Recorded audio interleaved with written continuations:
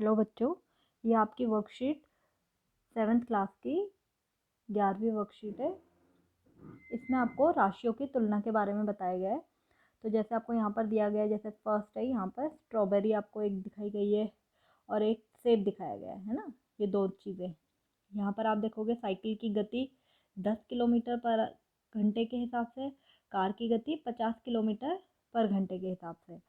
तो आप कोई भी चीज़ की तुलना तभी कर सकते हैं जब उनकी इकाई एक जैसी हो। जैसे स्ट्रॉबेरी कितने ग्राम की है? 20।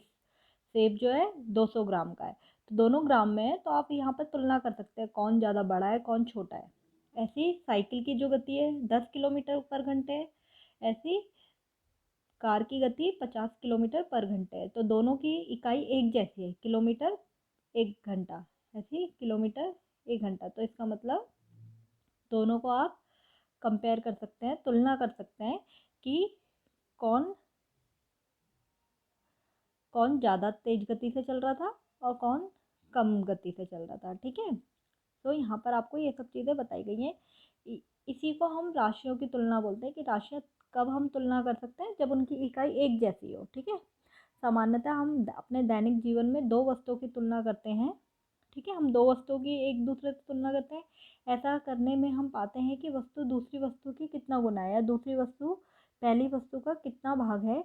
इसके लिए वस्तुओं की तुलना करने के लिए हम अनुपात का उपयोग करते हैं। ठीक है, जब हम राशियों की तुलना करते हैं या किसी भी वस्तुओं की तुलना करते हैं तो हमें अनुपात की ज़रूरत होती है। ठीक, अनुपात ज्ञात करते समय दो वस्तुओं का इकाई बराबर होनी चाहिए, समान होनी चाहिए। ठीक है, अनुपात का चिन्ह ऐसा होता है। ठीक है, दो बिंदु। अनुपात की खुद की कोई इकाई नहीं है।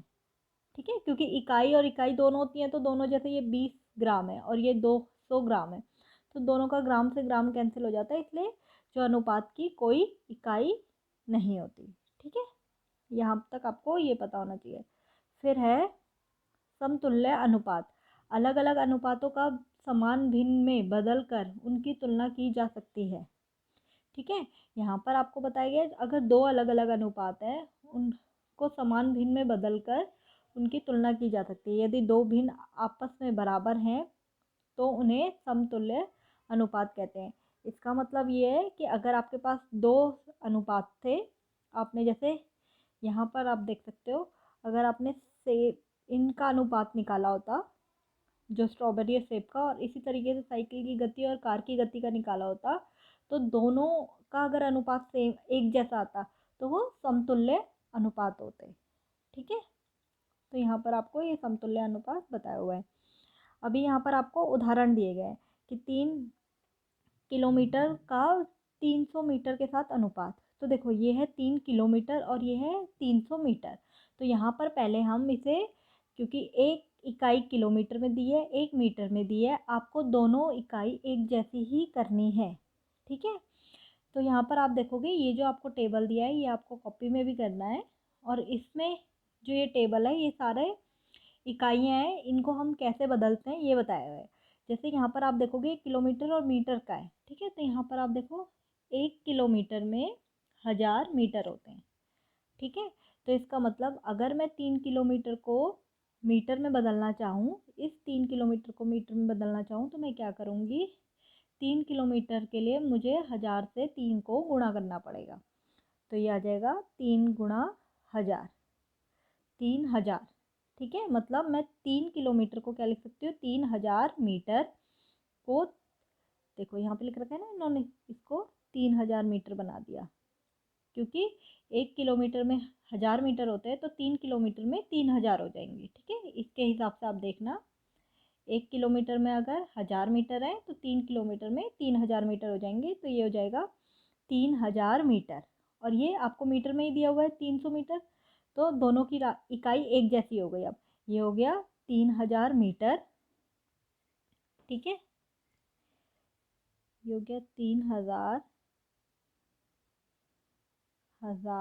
मीटर, और ये आपको 300 मीटर पहले ही दिया हुआ है। तो आप 3000 और 300 का आपस में जब तुलना करेंगे, जब आप इन्हें काटेंगे, तो आप देखोगे 10:1 आ गया। ये जो साइन है ये अनुपात का साइन है। ये जो दो बिंदु दिख रहे हैं आपको इनके बीच में, ये अनुपात का साइन है। ठीक है, अब आपको कुछ क्वेश्चंस दिए हुए हैं, ये क्वेश्चन भी आपको करने हैं। ये जो आपको उदाहरण दिए हुए हैं ये आपको अपनी कॉपी में करने हैं। और जो आपको जो क्वेश्चंस दिए हुए हैं अनुपात वाले ये भी आपको कॉपी में करने हैं। ये मैं आपको बता देती हूँ। आपको जो आपका क्वेश्चन है पहला वो ये दिया हुआ है, राशियों की तुलना, इसमें अनुपात ज्ञात करना है 5 रुपये का 50 पैसे के साथ। तो देखो 5 रुपये और 50 पैसे, अगर आप देखोगे ये रुपए में है और ये पैसे में है। ठीक है, ये रुपए में है और ये पैसे में दिया हुआ है। अब आपको क्या करना है, आपको पहले 5 रुपये को हम पैसे में बदल देंगे। तो 1 रुपये में 100 पैसे होते हैं। ठीक है, 1 रुपये में 100 पैसे होते हैं, आपको वर्कशीट के अंदर भी दिया हुआ है। तो 5 रुपये में 500 पैसे हो जाएंगे।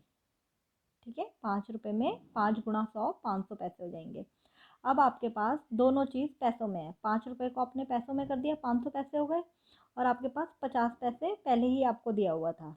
ठीक है, इन दोनों के बीच की तुलना करनी थी आपको, 5 रुपये और 50 पैसे। तो 5 रुपये को हमने पैसे में चेंज कर दिया, क्योंकि हमें दोनों इकाइयाँ एक जैसी चाहिए। हमने दोनों को, एक पहले से ही पैसे में थी, दूसरी रुपए में थी, जिसको पैसे में बदल दिया। तो ये हो जाएगा 500/50। आप इसे काटेंगे, 0 से 0 कट गया, ये बचा 50/5। 5 के पहाड़े से काटेंगे तो ये हो जाएगा, 5 को 10 से करेंगे तो 10, और 5 एकम 5। तो ये हो गया 10:1। अनुपात का साइन ये है, तो इसको लिख सकते हैं हम 10:1। तो आंसर इज 10:1। ठीक है, ऐसे ही अब आपको जो सेकंड क्वेश्चन दिया है वो है 15 किलोग्राम को 210 ग्राम के साथ आपको इनका अनुपात निकालना है।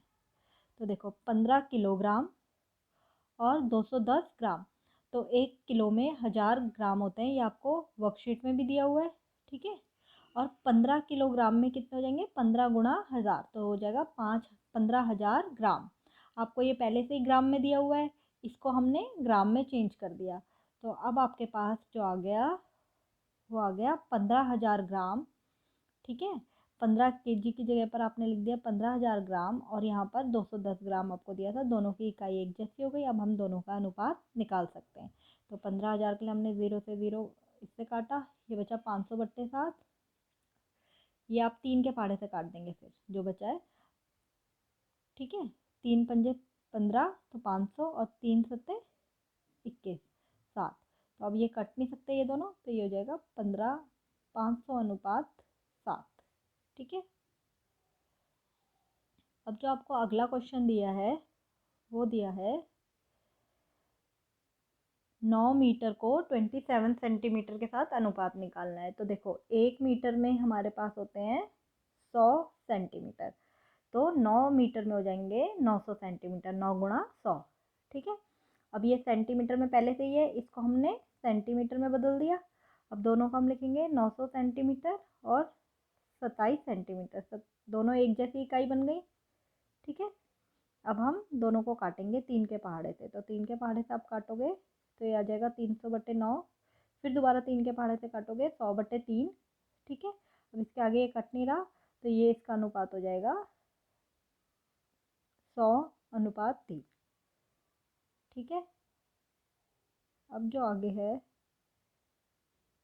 वो है 300 दिन का 36 घंटे के साथ। तो 1 घंटे में 24 दिन, एक दिन में 24 घंटे होते हैं। तो 30 दिन में कितने हो जाएंगे, आप इनको गुणा करके निकाल लेंगे। 24 × 30, तो 720 घंटे आ रहे हैं। ठीक है, अब 720 घंटे में दोनों हमारे पास घंटे में आ गए। 720 घंटे और 36 घंटे ये दिया हुआ था, दोनों घंटे में एक जैसी इकाई हो गई। अब अनुपात निकालेंगे। तो अनुपात निकालने के लिए हमने काटा पहले 12 के पहाड़े से, तो हो गया 60, और ये आ गया 3।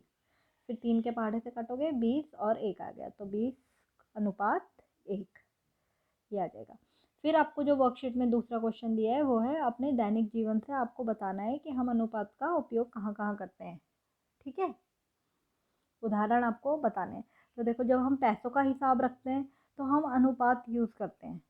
ठीक है, सम अनुपात समानुपात, जहाँ पर हम देखते हैं कि कितना पैसा है, ये कितने रुपए में है, हम इन सब चीज़ में हिसाब करने में हम अनुपात का प्रयोग करते हैं। ऐसी खरीदारी करने में आप करते हैं, लोन लेने में, किसी यात्रा में जितना समय लगा है, दूरी लगी है, खर्चा लगा है, या आप खाना जब बनाते हैं तो आपको पता है कि कितना अनुपात में हमें क्या डालना है, ठीक है, नमक कितना डालना है, ये सब चीज़ें आपको पता होती है। तो ये सब था आपका